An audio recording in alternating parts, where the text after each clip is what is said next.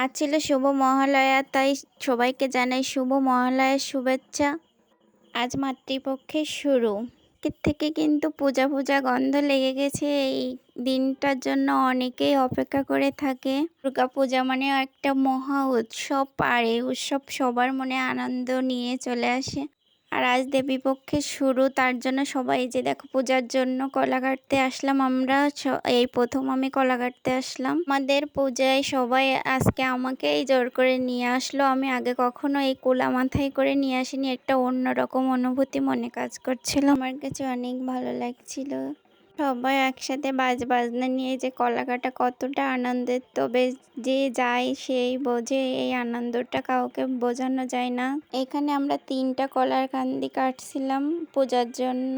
পূজার সময় অনেক আনন্দ হয়, আর সবাই একসাথে পূজা কাটানোর আনন্দটাই অনেক সুন্দর হয়। এই মুহূর্তটা পূজা মানে অন্যরকম আনন্দ। সবাই মিলে কেনাকাটা করা, ঘোরাঘুরি করা, মন্দির থেকে প্রসাদ খাওয়া, এই মন্দির থেকে ও মন্দিরে যাওয়া, এটাই অনেক আনন্দ। আর এই আনন্দটা জন্য সারা বছর অপেক্ষা করে সবাই বসে থাকে, যা কখন আসবে, সবাই কত কিছু কেনাকাটা করবে, কিভাবে সাজুগুজু করবে, কোথায় কোথায় যাবে, সব কিছু প্ল্যান এই পূজাতেই করা হয়। আর আজকের থেকে মনে হয় সেই প্ল্যানটাই সবারই শুরু, যে কে কি করবে, কে কি পরবে, কে কি খাবে, কোথায় ঘুরবে। এই পূজাটা সবার মনে আনন্দ বয়ে আনে। তো সবাই একসাথে পূজা দেখো আর ভালোভাবে সবাই পূজা কাটাও, এটাই আজকের দিন সবার কেমন কাটলো অবশ্যই জানাবে আমাকে। যদি মনে করো জানাবে তাহলে জানাইও, আর ভালো লাগবে জানালে। ভালো থেকো। দুর্গাপূজার উৎসবের প্রস্তুতি শুরু হওয়ার ইঙ্গিত দেয়। তাই মহালয়া শুধু দেবীর আগমনের সূচনা নয়, এটি আমাদের পূর্বপুরুষদের স্মরণ ও শ্রদ্ধা জানানোর দিনও বটে। আজ কিন্তু আমরা সকলে মিলে যে কলা কাটতে চলে আসছি, দেখো কত মানুষ, সবাই একসাথে, অনেক আনন্দ হলো। যারা মিস করে গেছো তারা তো গেছো মিস করে। এখানে আমি আমার বড় যাকে মিস করছিলাম। দিদিভাই থাকলে অনেক ভালো হতো, আর আমি একসাথে সব কাজ করতে পারতাম। কাকা ছিলাম, আরও ছিল খুলনাতে।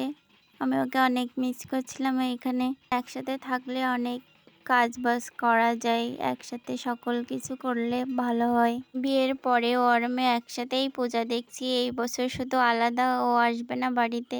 একসাথে আসলে অনেক মজা করি সবাই, আমার ননদিনীরাও আসে, আর বাড়ির সবাই মিলে অনেক মজা করি। আমার বাপিও আসে বাড়িতে। আসলে একটা আনন্দ আনন্দ ফিল হয়, আর সবার সাথে দেখা হয়, এজন্য মনটাও খুশি হয়ে যায়। সবাইকে অনেক মিস করব, আর দিদিভাইকেও মিস করব। যে আমরা কলা কেটে এনে এখানে মন্দিরে 5টা পাক ঘুরবো, তার জন্য এই যে সবাই মিলে 5টা পাক ঘুরছিলাম। এখানে যার কাজ করতে অনেক ভালো লাগে আমার, আর সবার সাথে তো অন্যরকম একটা আনন্দ লাগছিল। আর পূজাও চলে আসছে। এই যে আমরা প্রায় 5 পাক ঘুরে তারপরে মন্দিরে উঠবো 5টা পাক সেরে।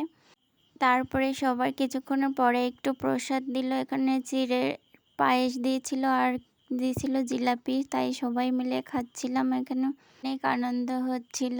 আমাদের মাকে তৈরি করা প্রায় শেষের দিকে, রং করলে হয়ে যাবে। তো সবাই ভালো থেকো, বাই।